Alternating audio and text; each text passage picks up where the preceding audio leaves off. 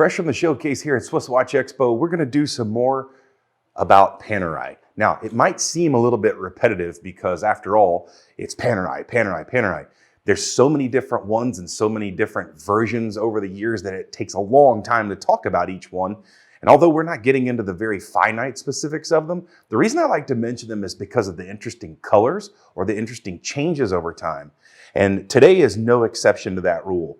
One of the ones that I'm wearing on my wrist has just come out. It's a 2020 model.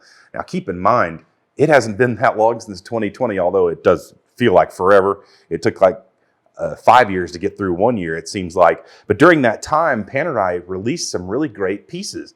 And this 1033 reference that I have on my wrist here, the blue Luminor with the sandwich dial and the GMT function, is important because it's the new thinner version of the movement in these watches.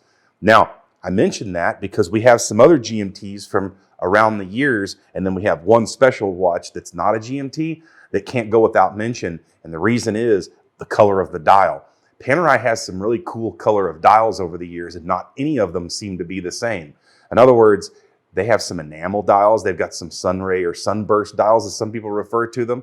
They've got some brushed dials. They've got all kinds of different things. And so when you look at the Panerai from our selection, you might think, wow, this seems repetitive. Why are the numbers different, but they all look the same? Well, be sure to look really closely. And that's why we're talking about these watches today. Now, the other watch I want to mention is the PAM, the watch that gets most people interested in Panerai, if you see them, and it's the one that got my attention the very first time. It's the PAM 88 or the 00088 reference. Now, this is interesting because this is also a GMT, but it is not a Panerai movement.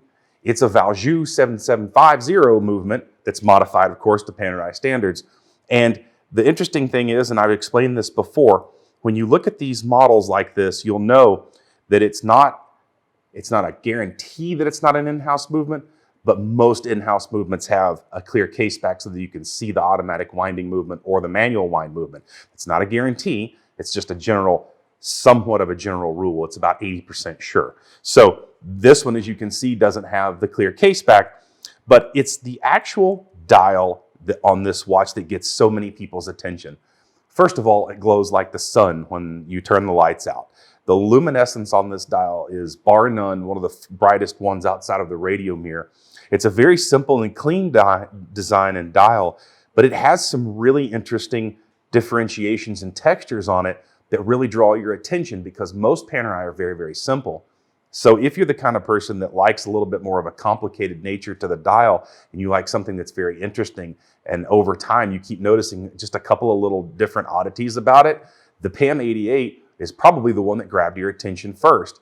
Most people say that the PAM 88 and the 321, which we talked about last week, are the two models that they want most in their collection. Everything else is sort of a secondary option for the most part. The 88 is definitely the most popular of the GMT series. It has the open hands. Now there's a couple of different models that have the open hands. So what I mean is away from the center of the dial, there's an open space before you get to the tip edge of each one of the hands. So some of them have longer open spaces and shorter. This one seems to be the one that catches everybody's attention because the bright luminescence that's available on the edge, the tip edge of each one of the hands. And then when you look at the GMT function, it's on a very long arm, but it has a very bright triangle at the end. Some of the GMT models have the more of a patina look or an orangey look, so they may not be as bright as you would want. This watch, in every respect, displays and details crispness. The chapter ring around the outside edge of the dial shows the 24-hour markers for the GMT hands. And I just think that this one with the date complication and the reverse magnification, in other words, the bubble on the inside instead of the cyclops on the outside like you see on Rolex, just brings everything together. It's so many different features in one watch. You just continue to keep looking at it over and over and over again. So this is the Luminor series of watch. Oh, by the way, one other thing, this watch is a high polish case everywhere, as opposed to some of the other cases which may have a brushed or satin finish or a mixture thereof. So a lot of different things to pay attention to. Now, some people say that the watch seems way too thick or way too heavy. But after all, remember, you're buying a Panerai. You're not buying something like a Movado where you expect it to be thin and lightweight. We're talking about a historical watch, a diving watch that's supposed to be thick and robust and heavy. That's how they're designed. So that's the PAM 88. Now, interestingly, when we move on, there's a competitor to the 88, and this one has the in-house movement. This is the 531. The 531 takes a lot of the things, not all, but a lot of the things from the 88 and incorporates it in with a little bit different case style. It's a little bit more rounded. It's the 1950 case. Has a little bit more rounded style on the cushion with the pillow style. And then it takes the date complication and it does not magnify it. There's no magnifier for the date. It looks more like the 321, where it's a little clean, simple crystal. And it also does a few other things. It keeps the colors monotone. They've got that patina on them, or the simulated patina on them. They're a little bit almost manila colored, orangey brown. All of the little features, this happens to be also a sandwich dial. They did not paint all the markers on the dial either, but it retains similar hands for the hours. It does use a different GMT hand on this particular piece. So a lot of folks like the vintage nature and color of this dial. They like the color of the markers on the dial, and they like the fact that it's a sandwich versus the painted dial on the 88. So these are two that often are competed against each other. And of course, it's always, do I want the in-house Panerai movement, the manufacturer caliber movement, or do I want the original 750 Valjoux that's been around forever? It's just sort of a judgment call, but most people wind up having 2 or 3 in their collection anyway. So you'll probably wind up having a few of these throughout the years yourself if you are really into Panerai.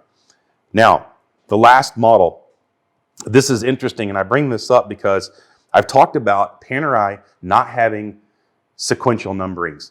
So you could literally have the PAM 88, which you would think if they changed something small about it, let's say they took away the magnifier, or maybe they made this a sandwich dial instead of the painted dial. You would think that if they went from the PAM 88, the next generation may be the PAM 89, or maybe even the PAM 90. That's not true at all. And the reason that I can display this today is because this model is an 86. And as you can see, the PAM 86 looks absolutely nothing like the PAM 88, with the exception of 2 features. Well, actually 3. So there's 3 features that the PAM 88 and the 86 share. The magnified date, the painted dial, and then the silver subdial. Those are the 3 things that they have in common. This is called a Marina, by the way, the PAM 86. The PAM 86 is a 2001 series watch as well. So this watch it looks older just by a smidge because they did the old satin finishing around the bezel and around the case. This also happens to be the Panerai Luminor, not the Luminor 1950. So they had a little bit of a different finish than the 531. So when you look at these and you start finding some of the generational similarities, even though this is an 88 and this is an 86, they do share some things, but not all things. They're not congruent, and they don't go in sequential order. Now, one of the things that I really like about Panerai is that you can change all the straps out, and you can make them any color that you want. You can customize them to yourself and your liking. They do have the rubber straps, the alligator straps. They've got the leather straps and the canvas straps, and then even the Velcro straps for all your different adventures. They also even have the metal bracelet if you want to get the metal bracelet for them. So Panerai is a very diverse product. Pay attention to all the little details, the finite details about the watch. Do you want an in-house caliber? Do you want a thinner piece with the newest in-house manufacturer caliber? Do you want more of the traditional style and the boldness of something like the PAM 88? These are all questions that have to be answered, and most likely you're going to have 5 of these in your collection, and you'll be a Paneristi before you know it. So if you want to be a Paneristi, give us a call here at SwissWatchExpo. We'll answer all your questions about the Panerai. We've got a lot to choose from. We've got more coming. So ring the bell, subscribe. We're going to continue to keep showing our products to you that we have in our case. And give us a call. We'd like to talk to you about any Panerai you have an interest in.